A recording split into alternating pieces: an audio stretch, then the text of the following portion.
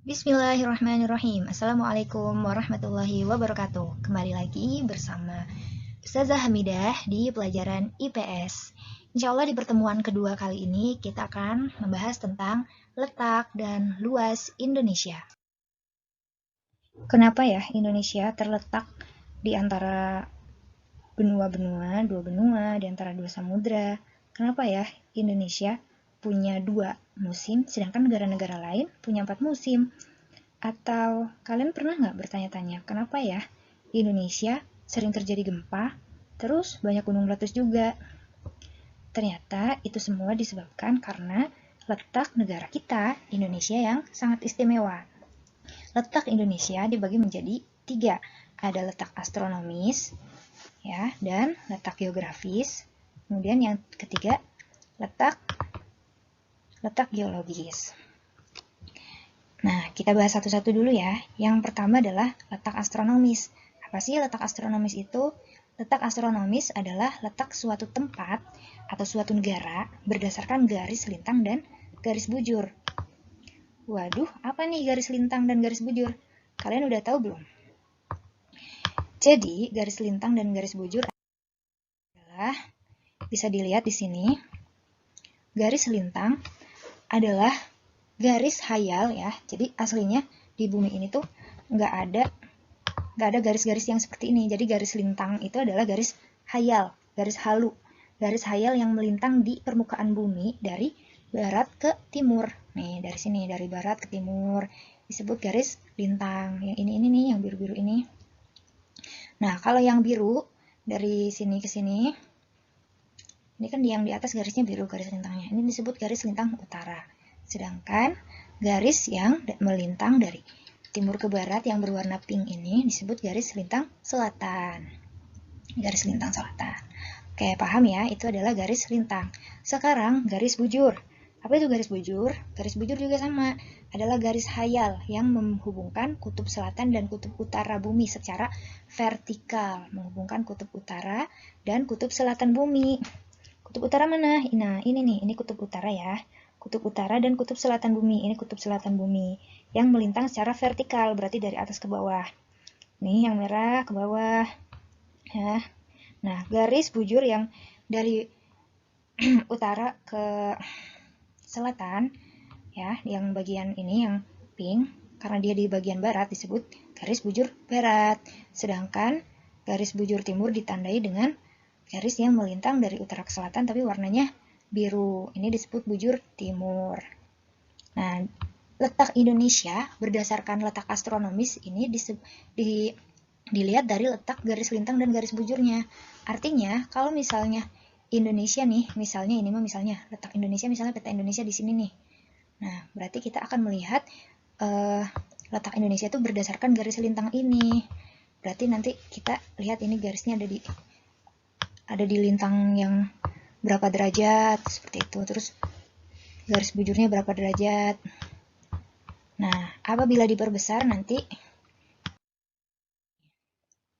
oke, berdasarkan letak astronomis, jadi Indonesia itu terletak di antara 95 derajat, nih ya, 95 derajat bujur timur sampai 141 derajat bujur timur. Tahu dari mana? Tahu dari ini kan peta Indonesia nih. Yang hijau-hijau ini, ya, ini hijau-hijau ini kan semuanya adalah wilayah Indonesia. Nah, kita cari mentoknya itu ada di mana nih mentoknya. Kalau berdasarkan garis bujur, mentoknya ada di sini. Ya, berarti ditarik ke sini, wah 95 derajat. Berarti 95 derajat. Terus yang paling timur Indonesia ada di Papua misalnya. Kita tarik garis berarti ada di 140 derajat. Jadi letak Indonesia berdasarkan letak astronomis, berdasarkan garis bujur ada di 95 derajat bujur timur sampai 141 derajat bujur timur. Oke. Jadi, letak berdasarkan garis bujur ini ternyata ada dampaknya. Ini akan menimbulkan pembagian waktu di Indonesia. Ya, jadi waktu di Indonesia ada 3 nih, ada pembagian waktu 3. Yang bagian ini disebut waktu Indonesia Barat, WIB. Nah, WIB. Sedangkan yang di tengah ini disebut waktu Indonesia Tengah. Wita. Maaf ya, tulisan Ustazah jelek karena nggak pakai tab. Oke, yang terakhir, pembagian waktu yang ketiga, waktu Indonesia Timur. WIT. Siapa nih yang dari timur? Jadi ikutnya ke sini. Yang tinggal di Gorontalo misalnya ikutnya di waktu Indonesia bagian tengah. Jadi Indonesia nih saking luasnya sampai-sampai waktunya aja, pembagian waktu di negara ini dibagi menjadi 3. Tapi kebayang nggak sih ada loh negara yang saking luas bangetnya, misalnya di Rusia, itu tuh pembagian waktunya sampai ada 11 pembagian waktu. Wow, alhamdulillah ya kita cuma 3. Nah, berikutnya adalah letak Indonesia berdasarkan garis ini nih, garis lintang. Kalau berdasarkan garis lintang, Indonesia terletak di antara 6 derajat, nih ya, 6 derajat lintang utara, oh nggak kelihatan, pakai merah aja, 6 derajat lintang utara sampai 11 derajat lintang selatan. Ini tulisannya salah ya, harusnya lintang selatan, diganti LS, bukan LU, ini LS. Nah, Indonesia terletak di antara 6 derajat lintang utara sampai 11 derajat lintang selatan. Apa nih? Terus kenapa kalau Indonesia terletak di antara itu? Jadi dampaknya adalah letak berdasarkan garis lintang ini akan menimbulkan iklim suatu negara. Jadi iklim negara Indonesia itu gara-gara terletak di antara garis lintang ini menjadi beriklim apa? Tropis. Nah, penjelasannya ada di sini. Kenapa Indonesia beriklim tropis? Karena Indonesia kan tadi terletak di sini ya, kurang lebih ada di sini nih Indonesia nih misalnya. Nah, misalnya contohnya ini, misalnya peta Indonesia. Karena Indonesia terletak di antara garis khatulistiwa ini, maka kita iklimnya tropis. Berbeda sama negara-negara yang misalnya terletak di sini nih, kayak ada Jepang, negara-negara di sini, iklimnya subtropis. Jadi ada beberapa musim. Terus negara-negara yang adanya di sini nih, ini iklimnya iklim sedang. Sedangkan yang di sini iklim kutub atau iklim dingin.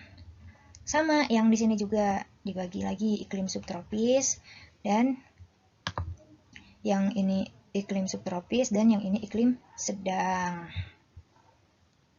Ini ada batas-batasannya ya, 40 derajat lintang utara, ini 23 derajat, 5 lintang utara.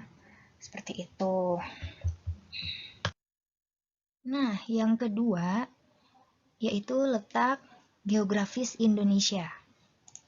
Letak geografis Indonesia. Apa sih pengertiannya? Jadi, letak geografis adalah letak suatu negara dilihat dari kenyataan di permukaan bumi. Oke, dilihat dari kenyataannya. Kalau tadi kan dari garis hayalan, halu. Kalau ini benar-benar kenyataannya di permukaan bumi. Nah, secara geografis Indonesia terletak antara dua benua nih, benua Asia dan benua Australia. Kemudian terletak antara dua samudra, Samudra Hindia dan Samudra Pasifik. Oke, kita lihat ya. Gimana sih? Nah, ini adalah kenyataannya. Bahwa pas kita lihat juga di peta itu terlihat secara nyata bahwa Indonesia itu terletak di antara dua benua, yaitu benua Asia dan benua Australia. Kemudian Indonesia juga terletak di antara dua samudra, yaitu Samudra Pasifik dan Samudra Hindia. Terus kenapa kalau Indonesia terletak di antara benua Asia, Australia, Samudra Pasifik, dan Samudra Hindia? Apa gitu masalahnya? Nah, nanti kita kaji lagi lebih mendalam ya di kelas 8. Di antaranya adalah ketika Indonesia terletak di antara ini nih, qadarullah Indonesia nih ada di sini nih, nggak ada di sini atau bukan ada di sini, yaitu Indonesia menjadi negara yang sangat strategis dalam bidang perdagangan misalnya, atau nanti secara geografis juga ada dampak, ada angin muson barat, ada angin muson timur, dan sebagainya dan sebagainya. Oke, sekarang yang ketiga. Yang ketiga itu adalah letak Indonesia secara geologis. Nah, letak geologis itu apa? Letak geologis merupakan letak suatu wilayah berdasarkan struktur dan komposisi batuan yang membentuk bumi. Ini nih. Ketika kalian bertanya-tanya, kenapa sih Indonesia banyak gempa? Kenapa sih di Indonesia tuh tanahnya subur, makmur? Kenapa sih di Indonesia itu banyak gunung berapi? Jawabannya ternyata karena letak Indonesia secara geologis. Nah, ini nih. secara geologis Indonesia terletak di antara dua sirkum, yaitu sirkum Mediterania dan sirkum Pasifik. Kemudian Indonesia berada di pertemuan tiga lempeng, yaitu lempeng Eurasia, Indo-Australia, dan lempeng Pasifik. Untuk lebih lengkapnya, Ustazah akan kasih sebuah ilustrasi berikut ini. Letak geologis Indonesia.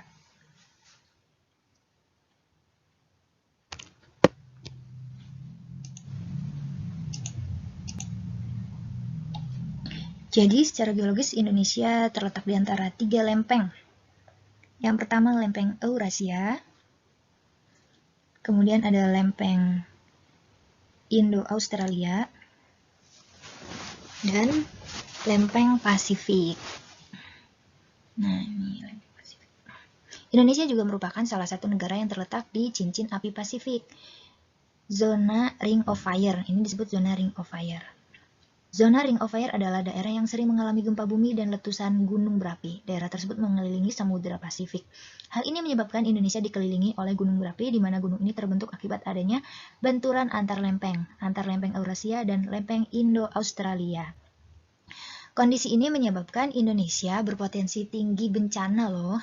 Di antaranya adalah bencana gempa bumi, terus bencana gunung meletus, dan bencana tsunami, juga bencana tanah longsor. Letak geologis juga memiliki dampak positif. Ternyata dampak positifnya kesuburan tanah Indonesia jadi sangat subur. Dan Indonesia memiliki kekayaan bahan tambang dan mineral. Berikutnya adalah luas Indonesia. Luas Indonesia dibagi menjadi dua, luas daratan dan luas lautan. Oke, luas daratan Indonesia kurang lebih sekitar 1,8 juta kilometer persegi. Sedangkan luas lautannya, luas sekali, yaitu 6,4 juta kilometer persegi. Artinya, 2/3 wilayah Indonesia adalah lautan. Jadi, total luas wilayah Indonesia nih, kalau digabung daratan sama lautannya, yaitu sekitar 8,3 juta kilometer persegi. Karena Indonesia memiliki wilayah yang luas, jadi Indonesia berbatasan dengan banyak negara, walaupun mayoritas negaranya adalah negara-negara anggota ASEAN.